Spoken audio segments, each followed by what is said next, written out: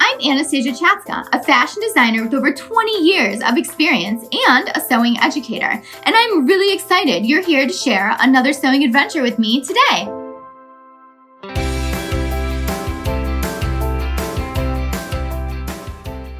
Welcome to Sewing Anastasia, and today I'm going to show you how to create shirring. It is so easy to create on your sewing machine with a little bit of elastic thread. Today we're going to be shirring, and we're going to be doing this with elastic. The elastic is going to let it stretch. So you'll see that this dress I have right here, it stretches because it's used elastic in the bobbin, and it's called shirring. If you want to do smocking is done with just regular thread on the top and the bottom, no elastic involved at all. And you can also get something called a smocking machine. A smocking machine has a bunch of little needles in it that are really long that you put the fabric onto, and it smocks it up and scrunches it up so it looks something like this. But it's just with regular thread, so there's not as much stretch to it. Today I'm going to teach you how to create this effect on your woven fabric, and it is so simple. We're just going to be sewing straight lines, and I'm going to teach you how to gather it up evenly throughout a big piece of fabric. And this is not a stretch fabric. This is a woven fabric that we've added elastic to and created the shirring effect, which makes it stretch. Supplies for this project are super simple. You're going to need some matching thread for your project, and you're going to need some elastic thread. You can find elastic thread in the notions aisle at most craft and sewing stores. I really prefer this clear one, and I actually think this is a beading thread. So you're gonna find this in the beading aisle. It has much more stretch to it, which I really like for getting a tight shirring effect. For today's project, we are going to take this piece of fabric and we are going to create a shirred piece. So we're going to be left with is a piece that we could use for a waistband. We could use it for the back of a bodice. We can add this to a project because we are going to put a bunch of shirring lines in it. So let's go over to the sewing machine and give this fabric some life.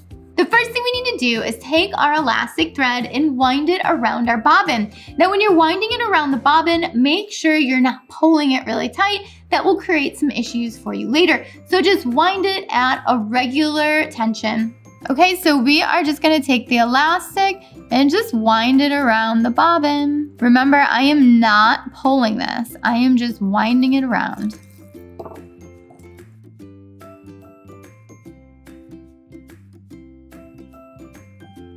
Okay, so I have my elastic on my bobbin, and now I'm ready to put my bobbin in the machine. And when you do this, it's so important to make sure that your elastic is in the little tension slot in your bobbin, because we need to have the tension on this to create the shirring. You're probably wondering, how is this going to work? What is she doing? Well, when we put the bobbin in the machine, we are going to increase the tension on our bobbin. And when we do that, it is going to pull the elastic in the bobbin, but it's going to keep the tension for the thread on the top of the machine the same. So that way it's going to gather up the fabric while we're sewing.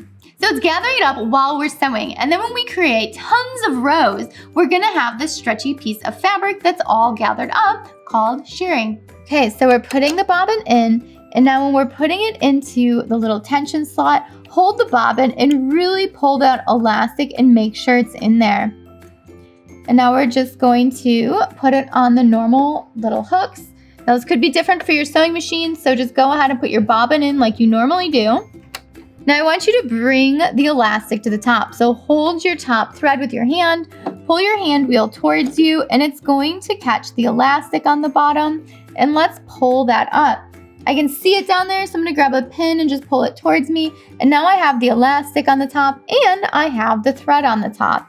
So we're gonna pull those to the back, and now let's increase our tension. This is the tension spot on my machine, and I'm gonna go ahead and increase it to the max for max shirring. There we go, now we're ready, let's do it. Okay, so I've got my fabric under and I am ready to go.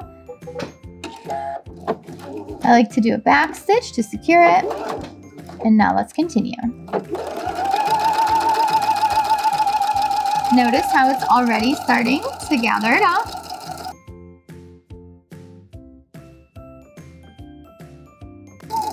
When you get to the end, back stitch again.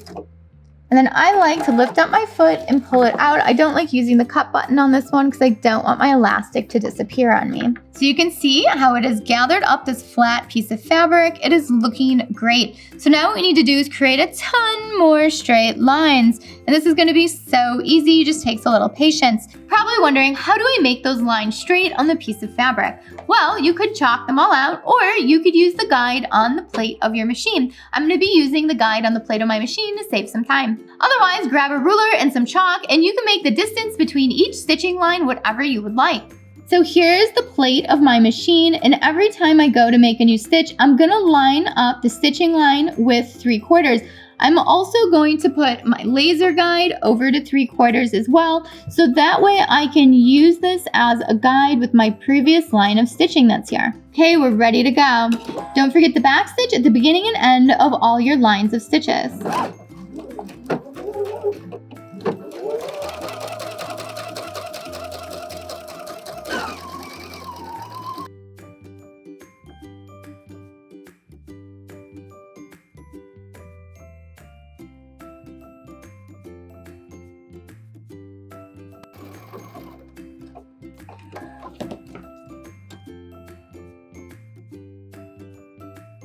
We finished our shirring. It looks so awesome.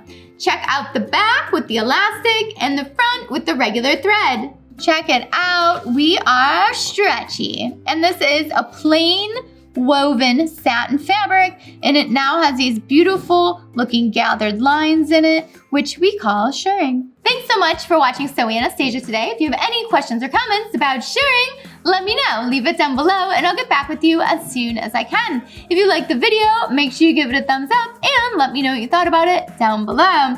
Make sure you follow me on Instagram and Pinterest and Facebook and all those fabulous social media websites. And make sure you follow Sewing Anastasia here on YouTube and hit that notification bell so you know when all the new videos come out. Also, if you want to help Anastasia grow, hop on over to Patreon. Even just $1 a month helps. Keeps us sewing, growing, and going. Thanks so much for watching. Bye!